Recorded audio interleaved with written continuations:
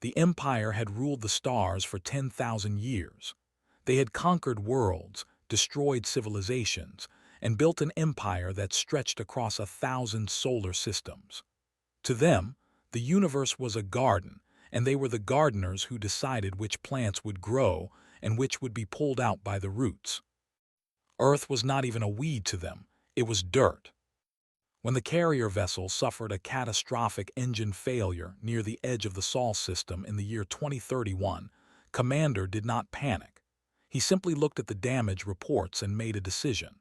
The ship was broken. The dimensional fold drive had cracked, and repairing it would cost more resources than building a new vessel. So he ordered his crew to abandon the and transfer to the escort ships. But what to do with the broken carrier? Leaving it floating in space was untidy. The valued order above all things. Pulled up the star charts and found the nearest primitive world. A small blue planet orbiting a yellow sun. The inhabitants called it Earth. They had only recently discovered how to leave their own atmosphere, and their technology was laughably crude. Radio waves and chemical rockets. Almost them. Almost. He ordered the to be crashed on the planet's surface. Let the primitives have their garbage. Perhaps they would worship it as a gift from the gods. Perhaps they would fear it as a curse from the heavens. Either way, it did not matter. They would never return to such a worthless corner of the galaxy. They entered Earth's atmosphere on a Tuesday morning. It came down over the Nevada desert like a falling mountain, burning through the sky and leaving a trail of fire that could be seen from 3 states away. The impact shook the ground for hundreds of miles and sent a cloud of dust into the air that blocked out the sun for hours. When the dust settled, the people of Earth found themselves staring at something impossible. The ship was 3 miles long. It lay half buried in the desert sand, its hull scorched and cracked from the violent descent. Strange symbols covered its surface, glowing faintly with an inner light that pulsed like a heartbeat. The metal was unlike anything found on Earth, smooth and dark and cold to the touch even under the blazing Nevada sun. Within hours, the United States military had surrounded the crash site. Helicopters circled overhead. Soldiers set up barricades. Scientists were pulled from universities and research labs across the country and flown in on emergency transport planes. Dr. Marshall was one of the first to arrive. Was a propulsion physicist from MIT. He had spent his entire career studying rocket engines and dreaming of the stars. When he received the call telling him that an alien spacecraft had crashed in Nevada, he thought it was a joke. When he realized it was not a joke, he packed a bag and was on a plane within the hour. Nothing could have prepared him for what he saw. He stood at the edge of the crash site as the sun began to set, painting the sky in shades of orange and red. The ship loomed before him like a sleeping giant, vast and silent and impossibly real. Felt tears prick at his eyes. All his life, he had wondered if humanity was alone in the universe. Now he had his answer. They were not alone, and the beings who had built this ship were far more advanced than anything he had ever imagined. A woman approached him from behind.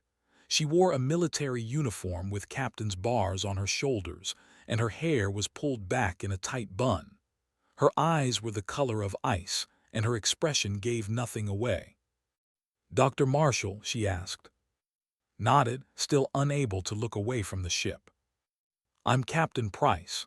I've been assigned to lead the Extraterrestrial Response Division. You're going to be working under my command." Finally turned to face her. "Have you been inside?" His expression flickered for just a moment. "Not yet. We're still securing the perimeter." "I need to get in there." "You will, but first I need to know something." She stepped closer, lowering her voice. "Can we make it work? Can we fly it?" Looked back at the ship. The symbols on its hull continued to pulse with that strange inner light, like a heart that refused to stop beating even in death. He thought about everything he knew about physics, about engineering, about the fundamental laws that govern the universe. Then he thought about everything he did not know. "I have no idea," he admitted, but I'm going to find out. The next morning, led a team into the ship through a crack in the hull. They wore suits and carried sensors and recording equipment. No one knew what they would find inside. No one knew if the air would be breathable or if the ship would be filled with radiation or toxic chemicals. What they found was beyond anything they had expected. The corridors of the stretched out like the halls of a cathedral, tall and wide and lit by strips of soft blue light embedded in the walls. The air was cold and clean and smelled faintly of ozone. Strange machines lined the passageways, their purpose unknown but their craftsmanship undeniable. Everything was elegant and precise, built with a level of care that bordered on artistry. Walked through those corridors in a daze. He ran his gloved hands along the walls, feeling the smooth alien metal beneath his fingertips. He stopped at a console covered in flickering symbols and watched as the display responded to his presence, shifting and changing as if it was trying to communicate with him. "They just threw this away," he whispered. Stood beside him, her face illuminated by the blue glow. "What do you mean?" "This ship, it's damaged, but it's not destroyed. The technology here is incredible. Power systems, life support, navigation. It's all still functioning at some level." Shook his head in disbelief. "They didn't crash this ship because they had to. They crashed it because they couldn't be bothered to fix it." His eyes hardened. "They thought we were beneath them. They thought we were nothing." Turned to face her, and for the first time since arriving at the crash site, he smiled. It was not a happy smile. It was the smile of a man who had just been given the greatest challenge of his life. They were wrong. Over the next few weeks, more scientists arrived. Engineers, linguists, programmers, and specialists from every field imaginable. They set up camps around the crash site and began the long process of cataloging and analyzing every inch of the alien vessel. The work was slow and painstaking. The technology was so advanced that even basic functions were difficult to understand. But refused to give up. He spent his days inside the ship, studying the engine core. It was a massive structure at the center of the vessel, a sphere of crystallized energy surrounded by conduits and regulators. This was the fold drive, the device that allowed the ship to bend space and travel between stars in the blink of an eye. And it was broken. The damage was small, almost invisible to the naked eye. A hairline fracture in the dimensional stabilizer, no wider than a human hair. But that tiny crack was enough to render the entire drive useless. The had looked at that crack and decided the ship was garbage. Looked at that crack and saw an opportunity.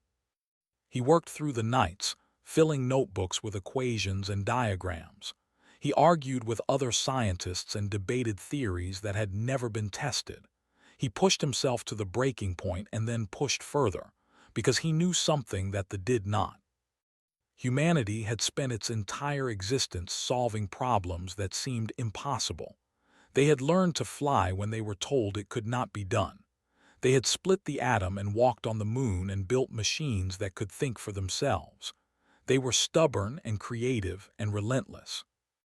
And they did not know how to give up. Stood in front of the broken fold drive, staring at the tiny fracture that the had deemed irreparable. He thought about all the challenges humanity had faced throughout history, all the obstacles they had overcome, all the times they had been told something was impossible. "We can fix this," he said quietly. Stood behind him, watching with those cold blue eyes. "Are you sure?" Nodded slowly. "They threw their garbage on our doorstep because they thought we were primitives. They thought we would worship it or fear it or ignore it." He turned to face her, his eyes burning with determination. "Let's show them what primitives can do." Project was given a name. They called it Ironworks. 5 years passed from the day the alien ship crashed in the Nevada desert to the day humanity finished rebuilding it. 5 years of endless work, sleepless nights, impossible breakthroughs and crushing failures. 5 years that changed everything.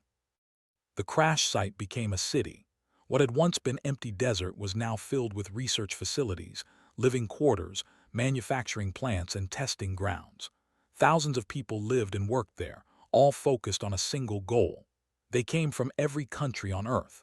Scientists from Japan worked alongside engineers from Germany.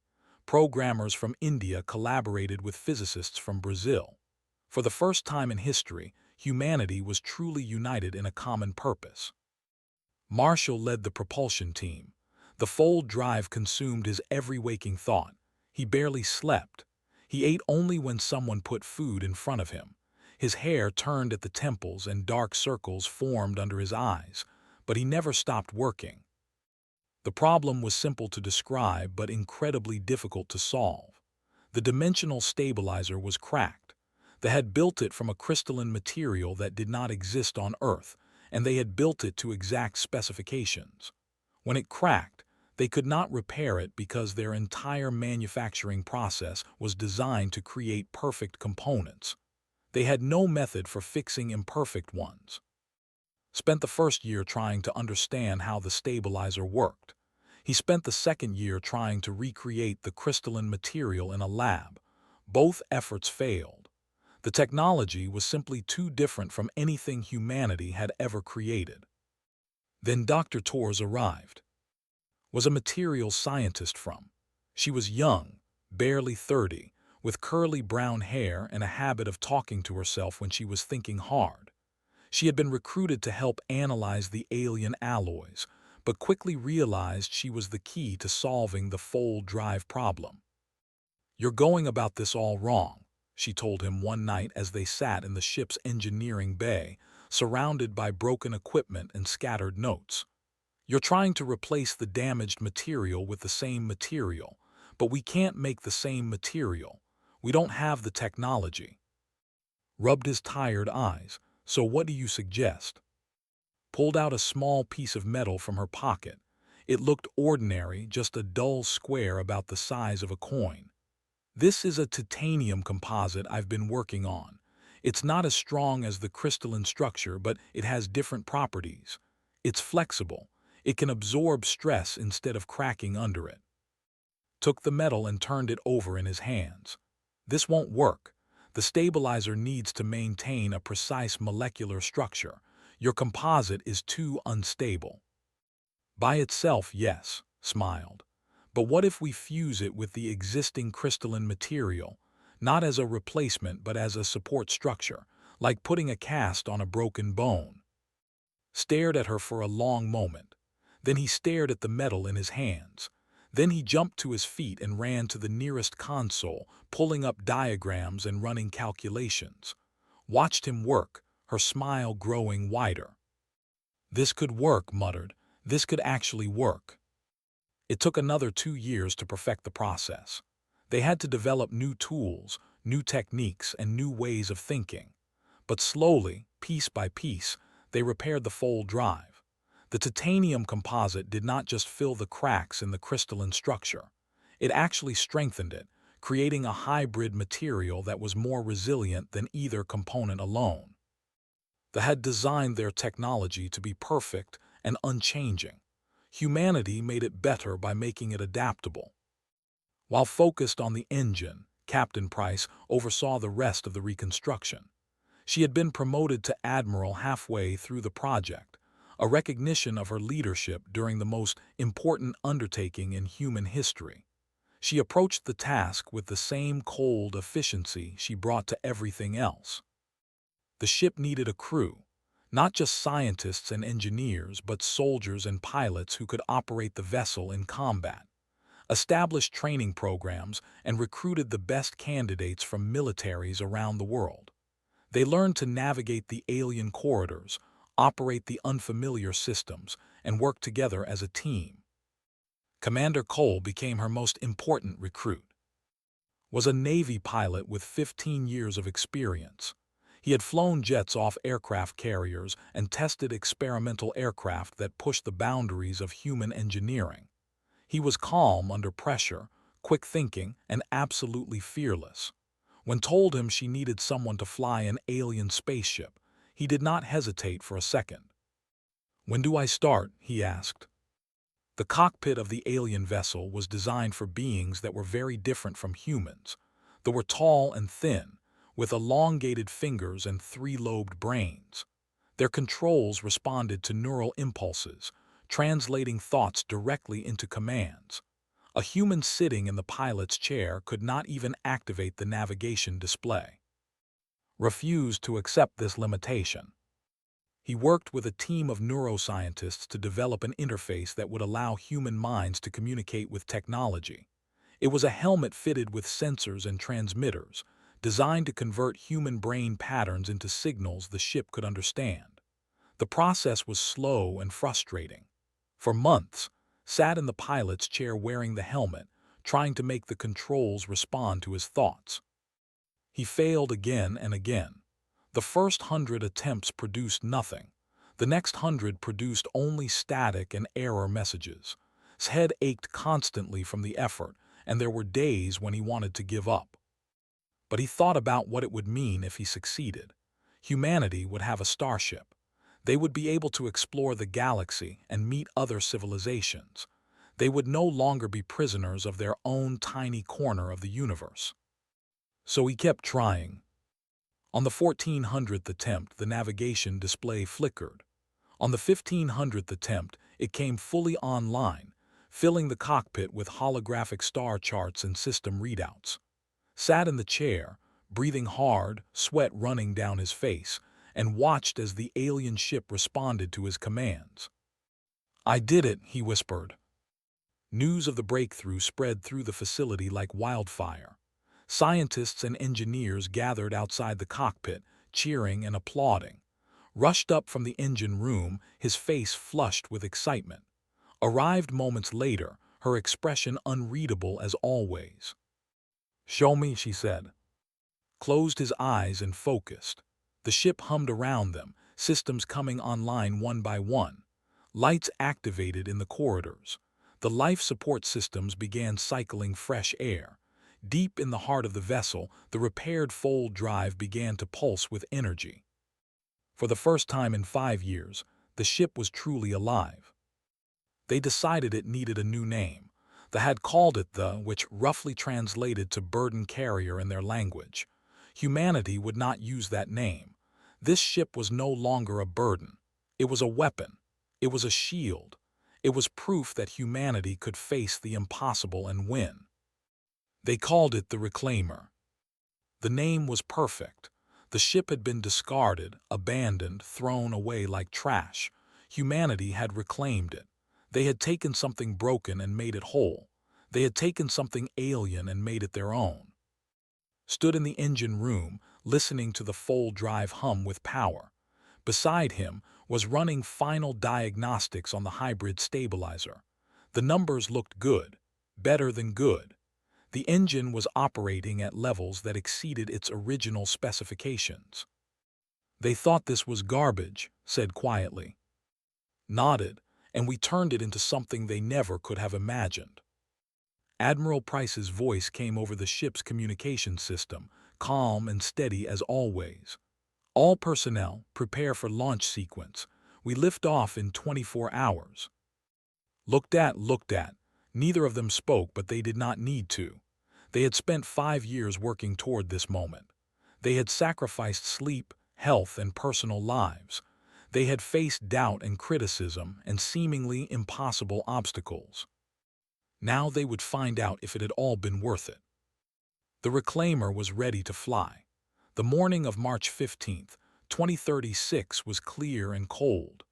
The sun rose over the Nevada desert, painting the sky in shades of pink and gold. A crowd had gathered at the edge of the restricted zone, thousands of people who had come from all over the world to witness history in the making. Inside the Reclaimer, the crew made their final preparations. 2,000 men and women moved through the corridors, checking systems, running diagnostics, and taking their assigned positions. The atmosphere was tense but focused. Everyone knew what was at stake. Commander Cole sat in the pilot's chair on the main bridge. The neural interface helmet rested on his head, its sensors pressed against his temples. He could feel the ship around him, a vast network of systems and subsystems all connected to his thoughts. It was like having a second body, one that stretched for 3 miles and weighed millions of tons. Admiral Price stood at the center of the bridge, watching the activity around her with sharp eyes. She wore her dress uniform, crisp and perfect, her medals gleaming under the soft blue light. This was the moment she had been working toward for 5 years. Success would change humanity forever. Failure would set them back decades. She refused to consider failure. Dr. Marshall stood at the engineering station, monitoring the fold drive readouts. His hands trembled slightly as he worked the controls. The engine was stable, holding at optimal power levels. All the repairs were holding. The hybrid stabilizer was performing exactly as designed. "Engine status is green," he reported. "We're ready when you are, Admiral." Nodded, she turned to face the main, which showed the desert landscape stretching out in front of the ship. Somewhere beyond that screen, millions of people were watching. Every television on Earth was tuned to this moment. Every person on the planet was holding their breath. "Commander Cole," she said, "take us up." Closed his eyes and focused. The connection between his mind and the ship deepened, becoming so complete that he could no longer tell where his body ended and the reclaimer began. He thought about rising, about lifting off the ground and climbing into the sky. The ship responded. A deep vibration ran through the hull as the anti-gravity systems engaged. Outside, the crowd watched in amazement as the massive vessel began to move. Sand swirled beneath it, blown outward by invisible forces. The ship rose slowly at first, just inches off the ground, then feet, then meters. Inside the bridge, the crew felt the moment of separation. The ground fell away beneath them, visible as the ship climbed higher and higher. The desert became a patchwork of brown and yellow. The mountains shrank to tiny ridges. The curvature of the earth began to appear on the horizon. "Altitude 10,000 feet, reported. All systems nominal." Allowed herself a small smile. "Continue ascent. Let's see what she can really do." Pushed harder. The reclaimer accelerated, climbing faster and faster. The blue sky darkened to purple, then to black. Stars appeared, pinpoints of light scattered across the infinite darkness. The ship broke through the atmosphere and entered the cold silence of space. "We're in orbit," said. His voice was quiet, almost reverent. "We made it." The bridge erupted in cheers. Scientists hugged each other. Soldiers pumped their fists in the air. Even stern expressions softened for a moment. They had done it. Humanity had built a starship. But they were not finished yet. Dr. Marshall said, cutting through the celebration, "Prepare the fold drive. We're going to the moon." His hands flew across his console. "Fold drive charging. Power levels stable. We'll be ready to jump in 5 minutes." The moon hung a pale disk against the black of space. It was about 240,000 miles away, a distance that had taken the Apollo astronauts 3 days to cover. The reclaimer would make the journey in minutes. The crew fell silent as they watched the fold drive power up. This was the real test. The engine had been repaired and modified, but it had never been activated at full power. No one knew for certain what would happen when they tried to fold space. His voice was steady as he counted down. "Fold drive at 90%, 95%, 100%. Drive is fully charged and ready." "Turn 2, Commander, take us to the moon." Focused his thoughts on the destination. He could see the moon in his mind, feel the distance between the ship and its surface. He reached out with his consciousness and touched the fold drive, commanding it to activate. Space twisted around them. The sensation was unlike anything had ever experienced. Reality seemed to stretch and compress at the same time. Colors shifted through impossible spectrums. For a brief moment, he felt as though he existed everywhere and nowhere simultaneously. Then it was over. The moon filled enormous and impossibly close. Craters dotted its surface, shadows stretching across the ancient landscape. The reclaimer hung in lunar orbit, exactly where had intended it to be.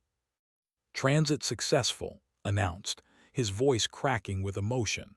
"We covered 240,000 miles in 11 minutes." The crew stared at in stunned silence. Below them, the moon stretched out like a dead world waiting to be explored. Above them, the stars beckoned with promises of distant worlds and unknown civilizations. Removed his helmet and wiped the sweat from his forehead. "We actually did it. We're at the moon." Walked to thee and stood there for a long moment, looking down at the lunar surface. She thought about all the people who had dreamed of this moment throughout history, all the scientists and engineers and dreamers who had looked up at the night sky and wondered what was out there. Now humanity had a way to find out. "Admiral," the voice belonged to Lieutenant Amy, the ship's sensor operator. Her tone was urgent. "I'm detecting something on long-range scanners. A ship. It just entered the solar system." The celebration on the bridge died instantly, turned away from her expression hardening back into its usual coldness. "Identify." Amy worked her console, pulling up data and running analysis programs. Her face grew pale as she read the results. "The configuration matches design patterns. It's a patrol cruiser about half a mile in length. And Admiral, it's heading straight for Earth." The bridge fell silent. Everyone knew what this meant. They had finally noticed that their garbage was moving. They had come to investigate. Stepped away from his console, his face with worry. "They're going to want their ship back." Shook her head slowly. "No, they're going to want to destroy it and us along with it." She turned to face her crew, her voice cutting through the tension like a blade. "They threw this ship away because they thought we were beneath their notice. They never expected us to repair it. They never expected us to fly it." She walked back to the center of the bridge and stood tall, her shoulders squared and her chin raised. "Now they know they were wrong, and they're coming to correct their mistake." Looked up at her from the pilot's chair. "What do we do?" His eyes were cold as ice. "We show them exactly what their mistake has cost them, set a course back to Earth. We have a battle to prepare for." The reclaimer turned in the darkness of space, its hull gleaming under the light of distant stars. Inside, 2,000 humans prepared themselves for the fight of their lives. They had rebuilt an alien ship from the ashes of abandonment. They had achieved the impossible. Now they would have to defend it. The patrol cruiser arrived in Earth orbit 3 days after it was first detected. It was a sleek vessel, half a mile long, with smooth lines and weapons arrays that bristled along its hull like thorns on a stem. Its commander was Sub-Admiral Hose, a decorated officer who had crushed rebellions on a dozen worlds. Hose looked at the blue planet on his with contempt. He had read the reports about this world. Primitive beings who had barely mastered nuclear power. They had somehow managed to activate the abandoned carrier that Commander had dumped here 5 years ago, a minor annoyance that needed to be corrected. He opened a communication channel and broadcast on all frequencies. His message was translated automatically into every language spoken on Earth. "Primitive species of the third planet. You have stolen property belonging to the Empire. Return the vessel designated immediately, and your extermination will be quick. Resist, and we will make an example of your world that will echo across the galaxy. You have 1 planetary rotation to comply." On Earth, panic spread like wildfire. The United Nations held an emergency session. Some leaders argued for immediate surrender. Others wanted to negotiate. A few suggested hiding the reclaimer somewhere that could not find it. Admiral Price watched the debates from the bridge of the reclaimer, which had returned to Earth orbit after the lunar test flight. She listened to the politicians argue back and forth, their voices filled with fear and uncertainty. Then she requested permission to address the world. Her face appeared on every screen on the planet. "People of Earth," she began. 5 years ago, an alien empire threw their garbage on our doorstep. They thought we were too primitive to understand it, too weak to use it, too insignificant to matter." She paused, letting her words sink in. They were wrong. We took their broken ship and we fixed it. We took their abandoned technology and we improved it. We built something they never believed we could build, and now they want it back. Her expression hardened, her eyes cold and fierce. I say no.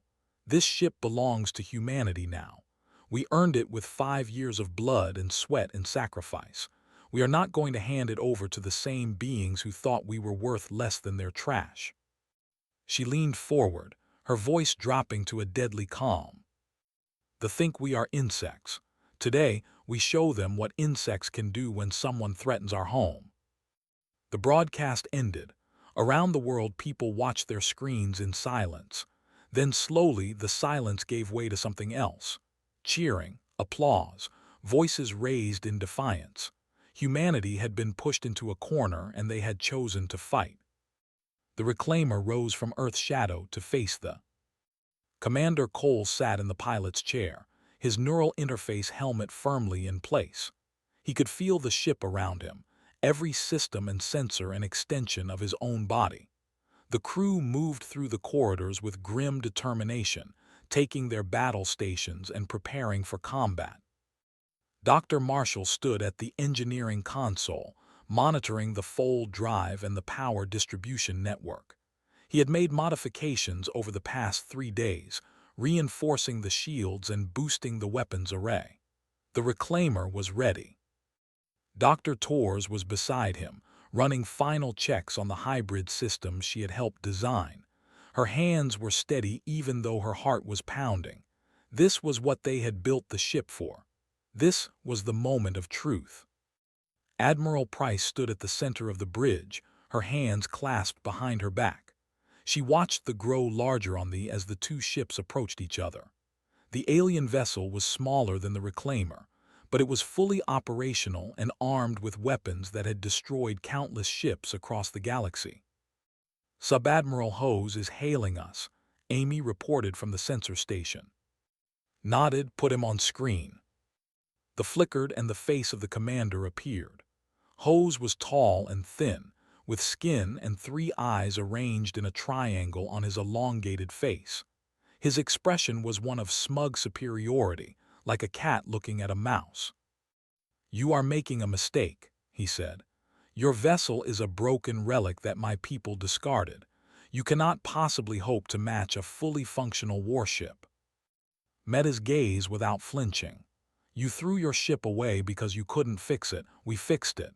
You think that's broken. I think it's just getting started." Hose made a sound that might have been a laugh. Primitive arrogance. "Very well. I gave you a chance to surrender. Now you will die." The went dark. A moment later they opened fire. Plasma lances cut through space, brilliant beams of superheated energy that could slice through conventional ship hulls like a knife through paper. They struck the reclaimer's shields with devastating force. The ship shuddered. Alarms blared. The crew braced themselves against the impact. But the shields held. Watched his console with wide eyes. The energy readings were off the charts, but the defensive grid was absorbing and dispersing the incoming fire exactly as designed. Shields at 78%. They're working. Allowed herself a brief smile. Return fire, target their engine section. Focused his thoughts, commanding the weapons array to lock onto the. The reclaimer's guns were not the same as the original design. Had worked with the weapons team to create something new.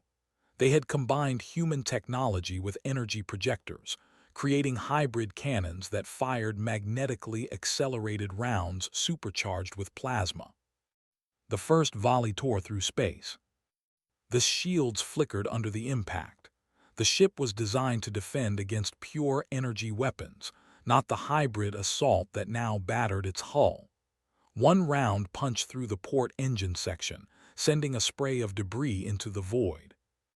On this bridge, Hose stared at the damage reports in disbelief. His shield should have stopped those projectiles. His hull should have deflected them. This was impossible. The primitives were using weapons that should not exist, technology that combined alien and human engineering in ways his people had never imagined. "How are they doing this?" he demanded. His tactical officer could only shake his head. "Their ship is operating at efficiency levels that exceed original specifications. I do not understand." Hose understood. He understood that he had made a terrible mistake. His people had thrown away a ship because they could not adapt to its damage. The humans had not only adapted, they had improved it. They had taken technology and made it better. The reclaimer came around for another pass, its engines burning bright against the darkness of space. Piloted the ship with perfect precision, guiding it through the enemy fire and positioning it for the killing blow. "All weapons fire," commanded. The second volley struck this reactor core. For a moment, the ship seemed to freeze in space. Then light erupted from within its hull, brilliant and terrible. The cruiser broke apart in silence, its pieces scattering across Earth's orbit like the fragments of a shattered dream. On the reclaimer's bridge, the crew watched in stunned silence. Then someone began to cheer. The sound spread, growing louder and louder until the entire ship rang with celebration. They had done it. They had faced a warship and won. Slumped against his console, tears streaming down his face. Beside him was laughing and crying at the same time. Removed his helmet and stared at watching the debris of the enemy ship drift through space. Admiral Price stood motionless at the center of the bridge.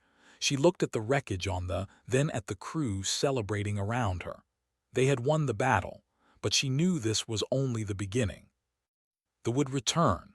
They would come in greater numbers, with bigger ships and more powerful weapons. This victory had bought humanity time, but it had also painted a target on their world. She did not share these thoughts with her crew. Let them celebrate. They had earned it. But tomorrow, the real work would begin. The news of humanity's victory spread across the planet like sunrise spreading across a darkened land. People poured into the streets in every city, every town, every village. They waved flags and embraced strangers and looked up at the sky with eyes that no longer held fear. For the first time in history, humanity had faced an alien threat and triumphed. The wreckage of the drifted through Earth's orbit, a silent monument to the battle that had changed everything. Salvage teams from the reclaimer collected the debris, gathering every piece of technology they could find.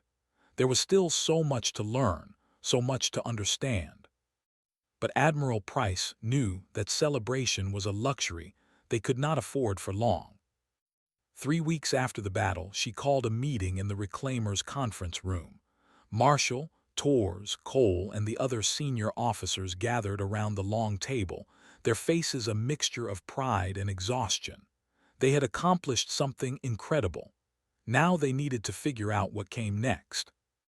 "The Empire spans 1,000 star systems," began, her voice calm and measured. "There was a single patrol cruiser, one of hundreds in their fleet. When they learn what happened here, they will return, and they will not underestimate us again." The room fell silent. The weight of her words settled over them like a heavy blanket. Stood and activated the holographic display at the center of the table. A star map appeared, showing the Milky Way galaxy in stunning detail. Red markers indicated controlled space, a vast swath of stars that dwarfed Earth's position at the edge of an outer spiral arm. "I've been analyzing the Reclaimer's database," he said. "They have enemies, lots of them." He pointed to different regions of the map. The Collective to the galactic north, the Burning Alliance near the core, the free worlds of Antares scattered throughout the eastern rim. These civilizations have been fighting a cold war with for centuries. Leaned forward, studying the map with interest. "Have any of them ever beaten thee in open combat?" Shook his head slowly. "Not once. The technology is too advanced. Their ships are too powerful. Every direct confrontation has ended in defeat for whoever was foolish enough to challenge them." He paused, letting the implication hang in the air. "Until us," spoke up from her seat at the end of the table. We didn't just beat them with their own technology. We improved it. Our hybrid systems, our modified weapons, our adaptive shields. These are things the Never developed because they never needed to. They build everything to perfect specifications and throw it away when it breaks. Nodded thoughtfully. And we improvise, we adapt, we find solutions where they see only problems. She walked to the star map and stood there, gazing at the vast expanse of space that lay before them. Her reflection was visible in the holographic display, a small figure surrounded by billions of stars. The galaxy thinks humanity is insignificant, she said quietly. A primitive species on a backwater world, barely worth noticing. The proved that when they dumped their garbage on our doorstep. She turned to face her officers. We need to change that perception, not through aggression or conquest but through demonstration. We need to show the galaxy what humanity can do. Understood immediately. You want to take the Reclaimer out into space, make contact with these other civilizations. Yes, eyes were bright with purpose. We are defenders, but we are also explorers. We protect our home, but we also reach for the stars. That has always been humanity's way. The meeting continued for several hours as they discussed plans and strategies. There were a million details to work out. Crew rotations, supply chains, communication protocols, diplomatic approaches. The list seemed endless. But beneath all the practical concerns, there was something else. Something that could not be put into words but was felt by everyone in the room. Hope. Pure, undiluted hope for the future. When the meeting finally ended, remained behind. He stood looking out at Earth as it hung against the blackness of space. The planet looked so small from up here, so fragile. Yet it had produced a species that refused to give up even when faced with impossible odds. Joined him For a long moment, neither of them spoke. "Do you think we can really do this?" finally asked. "Take on an empire that has ruled the stars for 10,000 years?" Considered the question carefully. They gave us their trash because they thought we were nothing. They never imagined we could repair it. They never imagined we could improve it. They never imagined we could use it to destroy one of their ships. She turned to look at him, and for the first time since he had known her, there was warmth in those ice-blue eyes. "They have been wrong about us from the very beginning. I see no reason why they should start being right now." Laughed softly. It was a good answer, perhaps the only answer that mattered.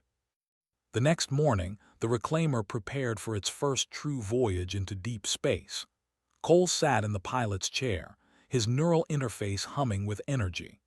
The fold drive was fully charged, ready to carry them across distances that would have taken conventional ships centuries to travel. The crew took their positions throughout the vessel.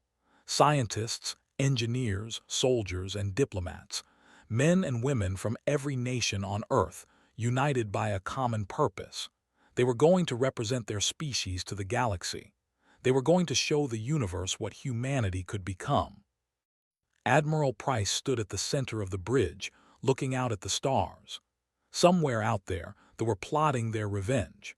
Somewhere out there, other civilizations were watching and waiting to see what the strange new species from the blue planet would do next. "Commander Cole," she said, "set a course for the nearest free world outpost. It's time humanity introduced itself to the galaxy." Smiled and closed his eyes, connecting his mind to the ship. The fold drive activated, and space began to twist around them.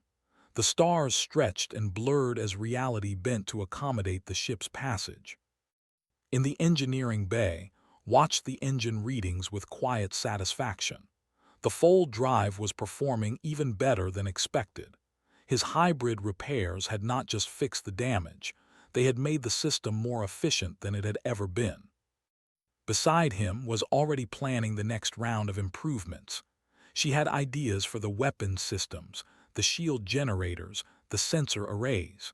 There was always more work to be done, always more ways to push the boundaries of what was possible. The Reclaimer emerged from fold space in a new star system, light years from Earth. Strange suns burned in the distance. Unknown planets hung in the void. It was beautiful and terrifying and utterly magnificent. Looked out at the alien vista and thought about everything that had brought them to this moment. A discarded ship, a crack in a dimensional stabilizer, a species that refused to accept defeat. They had thrown their garbage at Earth because they believed humanity was beneath their notice. They had expected the primitives to worship the wreckage or ignore it or fear it. They had never expected humanity to rise to the challenge. But that was what humans did. They faced the impossible and refused to back down. They took the broken things and made them whole again. They looked at the darkness between the stars and saw not an obstacle, but a frontier. The galaxy had tried to throw humanity away. Now the galaxy would learn what happened when humans refused to stay discarded. The reclaimer moved forward into the unknown, its engines humming with power and its crew burning with purpose. Behind them, Earth waited. Ahead of them, the stars beckoned. And humanity was just getting started.